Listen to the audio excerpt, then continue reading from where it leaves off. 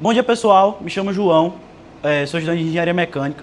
Estou fazendo aqui meu vídeo hoje para fazer parte da tutoria com o professor Ismael Cerqueira de Matemática Básica. Como tema escolhido foi funções, venho agora apresentar a vocês uma aula sobre funções que vai cobrir a área de conceitos básicos de função, como domínio, contradomínio, imagem, a montagem de gráficos, ajudar vocês dessa dificuldade que eu vejo. Além disso, também vou explicar para vocês alguns pontos muito importantes de função de primeiro e segundo grau. Beleza? Vamos lá. Primeiro, entender o que é função, né, pessoal? Função seria um elemento associado entre dois conjuntos, A e B. Nisso, eles serão gerados dentro disso alguns conhecimentos que eu vou aprofundar daqui a pouco, que seriam domínio, contradomínio e imagem. Mas, para poder vocês entenderem melhor esses tópicos, eu vou usufruir de um exemplo. Nesse exemplo em questão, é uma pizzaria que decidiu criar uma função para definir o preço dos seus produtos, ou seja, de suas pizzas, né? Para isso, ela iria cobrar R$5 fixos e R$10 que iriam variar de acordo com a quantidade de pizzas que a pessoa iria comprar. Como vocês podem analisar bem, os R$10 está multiplicando X. Por quê? Porque é uma quantia variável. Preste bem atenção nisso que isso vai ser mais importante lá para frente. Nosso conjunto A é representado por 1, 2 e 3. Conjunto A também pode ser chamado de domínio. Como aqui bem fala, conjunto de todos os valores de entrada. Esses valores vão representar os substitutos de X que a gente vai usufruir dentro da nossa função. Ok? Então, por exemplo, F1 vai ser 5 mais 10 vezes 1. Isso aqui nós vamos obter 15. F2 vai ser 5 mais 10 vezes 2. Isso aqui vai ser 10 vezes 2, 20. Mais 5, 25. O F3 vai ser igual a 5 mais 10 vezes 3. Isso aqui vai dar 35. Guarda esses valores por enquanto. João, e o que representaria o nosso conjunto B aqui? Ele representa agora o nosso contradomínio. O que seria o nosso contradomínio? Contradomínio vai ser os valores possíveis para quando a gente aplicar os valores de A, eles derem alguns resultados possíveis, que são 0, 5, 10, 15, 20, 25, 30, até 35, ok? Certo. Vou agora explicar melhor o que seria a imagem da nossa função. A imagem da nossa função vai ser os valores que após a gente pegar o domínio, jogar dentro da função, ele achar valores correspondentes no contradomínio. Os valores que a gente achou foram 15, 25, 35, correto? Pronto. Esses valores você encontra no nosso contradomínio. Eles estão aqui, ó, 15, 25, 35. Dessa forma, podemos associar a imagem da nossa função a igualar 15, 25 e 35.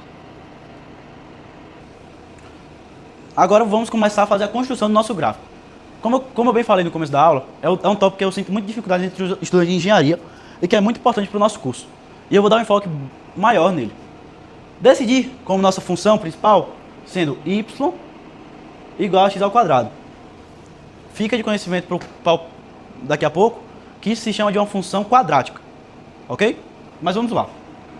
João, o que é a construção de um gráfico? Você vai achar pontos x, y, dessa forma, expressas dessa maneira aqui, para a nossa função. Ok? Eu já estabeleci alguns valores para x. Estão aqui bem estabelados aqui. Agora, com base dentro da nossa função, vamos achar esses mesmos valores correspondentes para y. E achar nossos pontos dentro dessa função para a gente montá-la, para vocês compreenderem bem o assunto. Menos 2, ó, aplicando a função, né? Menos 2 ao quadrado. Vai dar 4. A gente só aplicou a fórmula. Seria menos 2 vezes menos 2. Menos vezes menos, mais. 2 vezes 2, 4, ou seja, mais 4. Então aqui vai ficar 4.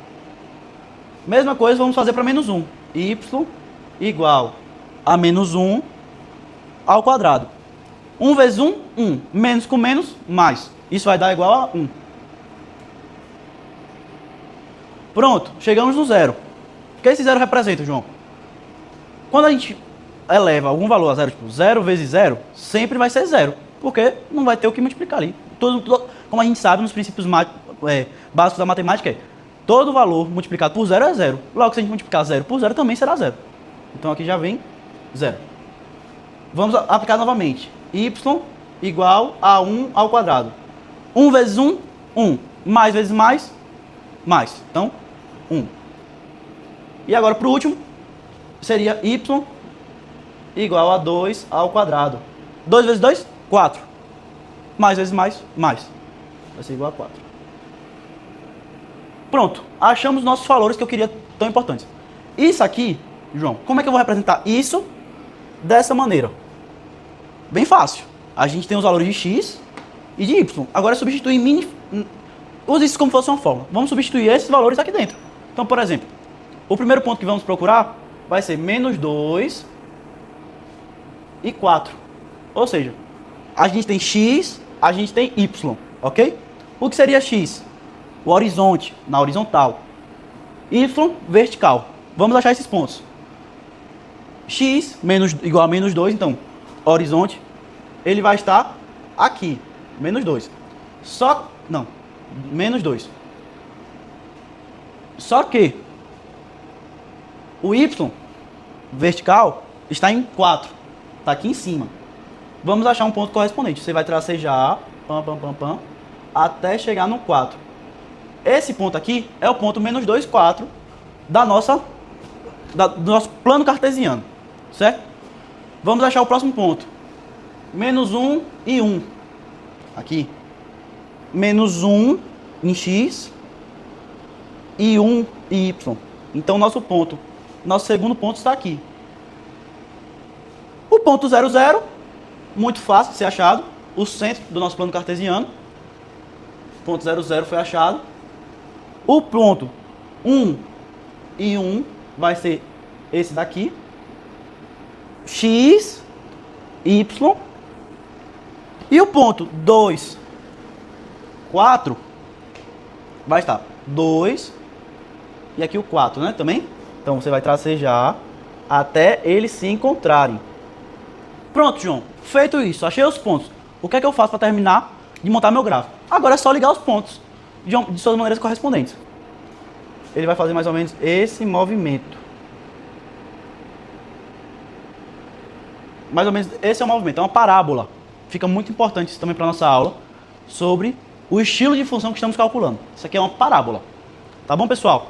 Vou apagar o quadro e volto em um instante para explicar a continuidade do assunto. Agora, para a segunda parte da nossa aula, vamos falar de função inversa, função afim e exemplificar a função afim, como está demonstrado aqui no quadro. Sobre função inversa vai ser o movimento ao contrário do que estávamos fazendo. Nós estávamos indo de x para y, agora vamos de y para x. Mas para isso acontecer, é necessário que duas coisas sejam muito importantes e estejam acontecendo dentro de sua função. Que ela seja injetora e sobrejetora. Ela ser injetora significa que elementos diferentes geram imagens diferentes. Da mesma forma que ser sobrejetora significa o quê? Que os elementos dela irão estar correndo todo o contradomínio. Que é aquele assunto que eu expliquei na instante. Beleza? Vamos agora função afim, que é um tópico bastante importante na nossa aula. A função afim vai ser f de x igual a x mais b. O que isso significa, João? A vai ser sempre um coeficiente angular. O que isso quer dizer? Vai ser a variável da nossa relação. Por quê? Ela sempre vai depender de x. Se x for 1, ela vai ser um resultado. Se x for 2, ela vai ser outro resultado. E assim em diante. Já b vai ser uma constante. Vai ser um coeficiente linear. Ok? Quando a for maior que 0, nossa função vai ser crescente. Quando a for menor que 0, ela vai ser decrescente. Beleza? Partindo por exemplo, eu usufruí dessa função aqui. Como eu já expliquei anteriormente, eu já pulei alguns passos. Eu já montei a nossa tabelinha aqui e já fiz o gráfico. Nisso, eu quero que vocês prestem bem atenção aqui. É onde a gente acha a raiz da nossa questão. Que a gente substitui os valores b, que seria 1, e a, que seria 1 também, que não aparece porque ele está multiplicando o x. Então seria menos 1 a nossa raiz. Assim, respondendo nosso exemplo muito bem. Fazendo o desenho do gráfico e achando a raiz da questão. Para a nossa terceira parte do vídeo, a gente vai falar agora sobre funções quadráticas, ok? Primeiro, vamos falar sobre a base da fórmula de função quadrática, que seria o quê? Ax ao quadrado mais bx mais c. Agora, lembra que a gente só tinha uma variável em função do primeiro grau? Agora temos duas variáveis, sendo a e b. E sendo c, aqui vai ser a famosa constante, né? Lembra lá no comecinho do vídeo, quando eu estava explicando sobre funções básicas, que eu falei que a gente, quando eu usei o exemplo, seria importante uma informação que eu dei sobre funções quadráticas? Qual era? Que a função quadrática vai ser uma parábola. Aqui. Você vai encontrar nas funções quadráticas parábolas, seja ela de diversas formas. E eu vou exemplificar algumas para vocês analisarem agora. Vocês têm que analisar isso, a concavidade da nossa parábola, quando a gente for ver as questões. E ela vai depender de A. Se A for maior que 0, vai estar para cima. Se A for menor que zero, ela vai estar se tornando para baixo. Isso é muito importante para a gente estudar, beleza? Outro ponto muito importante é a gente analisar o x do vértice e o y do vértice.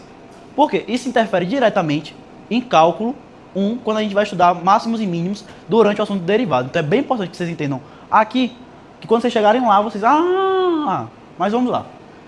O x do vértice vai ser onde vai ocorrer, no ponto do horizonte que eu falei para vocês. Lembra de horizontal? Pronto, naquele ponto, calculando dessa forma, menos b sobre 2a, você vai encontrar o x do vértice. O y vai representar o máximo ou o mínimo. Porque a função vai fazer assim, por exemplo. Aí você vai achar o máximo ou o mínimo, onde ela faz suas curvas. Onde o a vai ser maior que zero, ou o a que vai ser menor que zero. É esses pontos aqui que você vai encontrar com o y do vértice, que é achado da forma como menos delta, eu vou explicar como delta é calculado já, sobre 4a. Já aproveitando o embalo, como é que eu calculo delta, João? Você vai calcular delta a partir de b ao quadrado menos 4ac. Essa fórmula de delta vai ser importante, além disso, para achar o y do vértice, mas também para você achar as raízes do vértice. As raízes da equação, que é por meio dessa formulazinha que a gente chama de Bhaskara, né?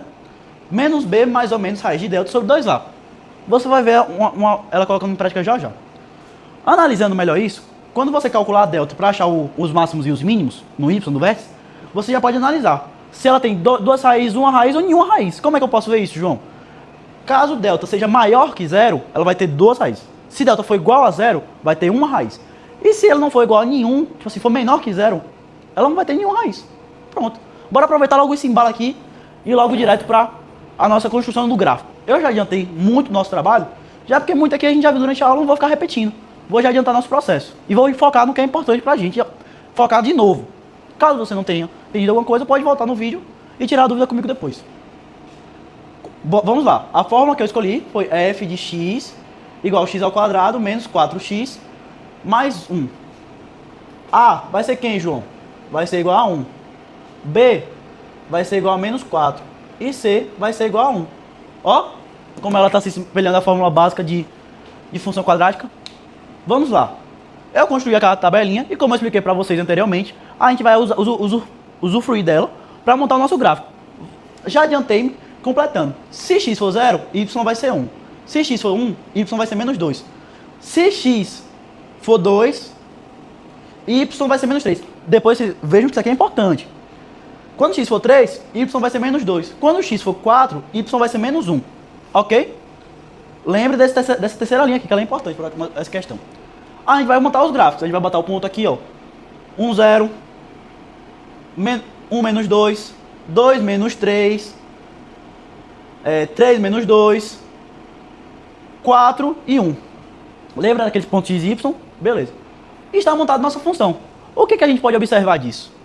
O nosso mínimo, ou nosso máximo, né? Que a gente pode considerar nessa questão, vai ser menos 3. E o ponto que ela vai ser encontrado, que é o x do vértice, vai ser 2. Você pode observar isso fazendo análise do gráfico. Mas caso eu não tenha um gráfico ainda, eu posso analisar isso calculando. Aqui, ó. O x do vértice. Menos b sobre 2a, menos b, que é menos 4, vai ser 4. 2a vai ser 2 vezes 1, que dá o resultado de 2. E bate com o que está no gráfico. O y do vértice vai ser menos delta sobre 4a. Menos delta vai ser menos, aí vai ser menos 4 ao quadrado, que dá 16, menos 4 vezes 1 vezes 1. 16 menos 4 dá 12. E aqui embaixo já tinha um 4 que é multiplicado pelo a, que é 1. Então vai dar 4. Então 4 sobre 12. Só que você tem que lembrar que é muito importante que, ó, é menos delta. Então vai ter um menos aqui e um menos aqui. Logo o resultado vai ser menos 3, que bate também com o que a gente achou no gráfico. Você está vendo que a gente consegue obter formas mais fáceis de encontrar, fazer uma análise do gráfico, fazer uma montagem de gráfico, sem necessariamente termos do gráfico? Aí podemos achar as raízes ainda. As raízes são onde o gráfico passa no zero. João, ele está entre 0 e 1. E o outro está entre 3 e 4. Perfeito. Ótima análise. E a gente pode verificar isso como? Com Bhaskara, como eu ensinei aqui, ó. X vai ser igual a 4, que é menos b, mais ou menos raiz de 12, que eu já achei aqui, ó. Delta. Dividido por 2, que seria 2 vezes 1, porque é 2 vezes a. Ok? 4 mais ou menos, porque é uma raiz, que pode ser mais ou menos, é variável, né? 3,46 sobre 2. A gente vai ter que x' é 3,73, dando certa informação que eu mostrei aqui no gráfico, que estaria entre 3 e 4. E o outro x de duas linhas vai ser 0,27, que está entre 0 e 1. E assim a gente conclui nosso exemplo de funções quadráticas. Agora só resta para a gente explicar logaritmo e função exponencial. Para finalizar nossa aula, vou agora falar sobre função exponencial e função logaritmo. Lembra que no começo da aula eu falei um tópico bastante importante, que seria a questão de função inversa? Pronto, ela vai ser colocada em prática agora, ao analisarmos a exponencial e o logaritmo. Por que eu falo isso? Porque a logaritma é o inverso, a função inversa da exponencial, ok? E como é que a gente pode botar isso em prática? Quando a gente analisa esses dados que eu coloquei aqui e observa que ela é injetora e sobrejetora, ok? Vamos lá, o domínio da exponencial vai ser real e a imagem vai ser 0 até o mais infinito. Enquanto no logaritmo vai ser o inverso disso, o seu domínio vai ser de 0 a mais infinito, enquanto a imagem vai ser nos reais. A intersecção do eixo pode ser analisada com gráfico, que infelizmente eu não poderia fazer às mãos livres para vocês com tanta perfeição. Então usufruir do GeoGebra, como vocês podem analisar aqui, o gráfico perfeitamente feito e com a análise melhor impossível, tanto da função logaritma como a função exponencial. Ok? Quando a gente vai ver um sinal da base, A maior que 1, vai ser crescente em ambas e decrescente quando tiver entre 0 e 1. Aqui eu coloquei bactérias e terremotos, não foi à toa, porque quando professores vão cobrar sobre esse assunto, costumam muito colocar sobre esses dois termos. Exponencial, porque sempre vai tender a crescer, e logaritmo, porque a gente tem alguns estudos feitos com terremotos que usam o log e o ln para poder calcular a força de um terremoto. Com isso, a fórmula base de exponencial vai ser f de x igual a elevado a x, onde a tem que ser maior que 0 e diferente de 1. Mesma coisa se aplica para log. Log de b na base a, isso aqui é a base, é igual a x. Somente se a elevado a x for igual a b. Professor, muito obrigado pela oportunidade de estar podendo gravar o vídeo aqui para o senhor, para ver as possibilidades de eu ser o tutor de matemática básica. Desde já estou muito grato. Vou deixar seguir uma tabela com as outras propriedades de função exponencial e logaritmo que por conta do meu tempo não consegui concluir. Mas fico muito feliz já com a oportunidade de estar aqui. Espero que o senhor goste do vídeo. Fiz de coração e foi o melhor que eu pude fazer. Fique com Deus. Deus lhe abençoe. Muito obrigado.